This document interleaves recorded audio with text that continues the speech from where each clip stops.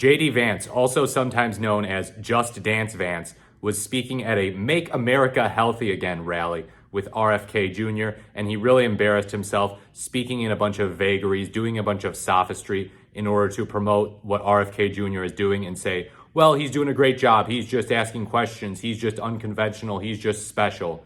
Check this out. The thing that I love about the team that Bobby has put together is, yes, a lot of them have a sort of private sector mindset. They just want to get things done. They don't care about the bureaucracy or sort of, they don't care about all the people saying no in government, because as Bobby and I have learned, there are a lot of people saying, no, you're not allowed to do that, or no, you shouldn't do that. And we just have to punch through that in order to achieve results for the American people. But I also just love that Bobby has put together a team of people who are not terrified to think about things in new and interesting ways.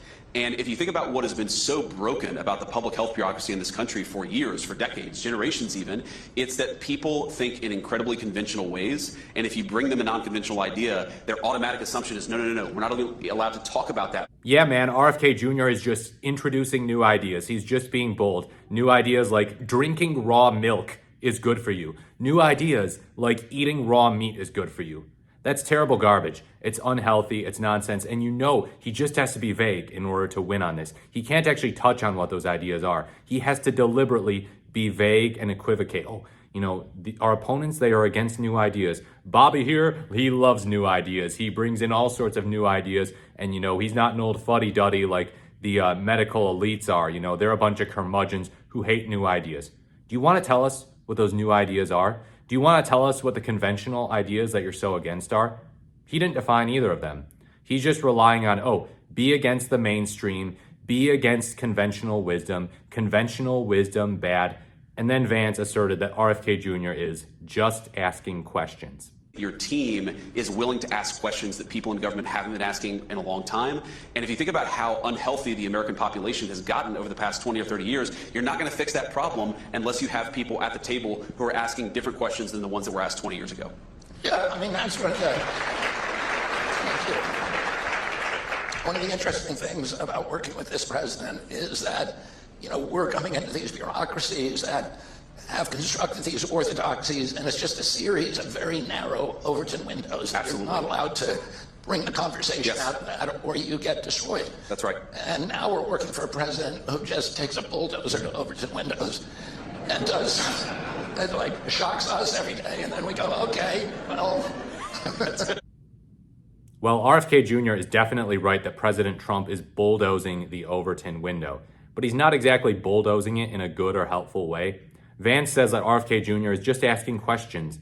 He doesn't specify what those questions are, just, oh, vague, you know, questions. We're just asking questions. And by the way, a lot of real scummy, really questionable people love to invoke this when they question historical events, certain terrible historical events. They love to say, oh, I'm just asking questions. I'm just asking questions, you know. I'm not saying it all didn't happen or anything like that. I'm just asking questions. But yeah, even applying that to health, it's pretty stupid, you know. Oh, you know, you say that we should get 6 to 8 hours of sleep, but have you considered the possibility that you actually don't, and you can actually be healthy getting 16 minutes of sleep every night, you know? There are some red pillers who kind of do think like that. They say, oh, you know, 3 or 4 hours of sleep is enough. You know, President Trump is a super sleeper, and so he's able to do pretty well with 4 or 5 hours of sleep, supposedly. And so, yeah, that's kind of a thing that, you know, the red pill right-wing types like to say is, oh, you know, sleep is not that important.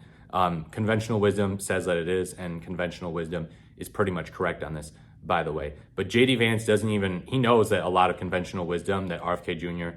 questions is correct, and he would sound ludicrous if he went out there and, you know, specified what that conventional wisdom is and specified what RFK Jr. is saying and the questions he's asking. So he's deliberately being vague. What a shocker.